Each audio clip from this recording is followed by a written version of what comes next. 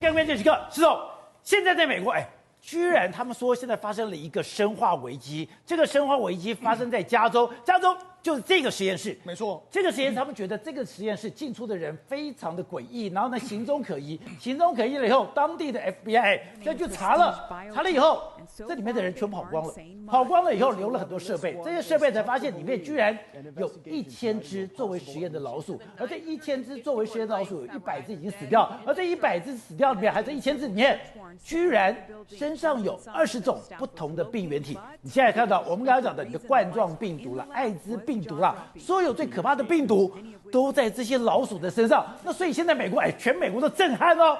那这到底是谁干的？他们做这个到底要干什么？然后这些人到底跑到哪去了？还有这些病毒，难道它是要在美国扩散出去吗？没错，现在目前为止叫做 IJ850号仓库，就是这个地方。这地方的这个仓库被命名叫 IJ850号仓库，而且现在呢，他们很确定是来自中国人所创办的一个神秘的研究室。你说中国人干的？对，那而且现在这些人都已经离开了，但是离开的时候呢，它里面的冰箱什么设备都还在，那里面有非常多的这个病毒。美国已经检查出约莫大概有20种病原体在这个地方。你看他们罗列了这么多的一个状况，那为什么会破获这个呢？这是由联邦调查局、美国的 CDC 还有加州的这个公卫的卫生部突击检查这个位在加州小镇这个里德利的这个实验室。那这个实验室里面来说，你看当地民众非常惊恐啊，这里面居然找了那么多的这个病毒啊！那你看当地他们说他们的 lab 就是实验室 ，Harrods 就是恐惧嘛，就在这个地方，所以实验室的恐怖的这个事情在这边发生了。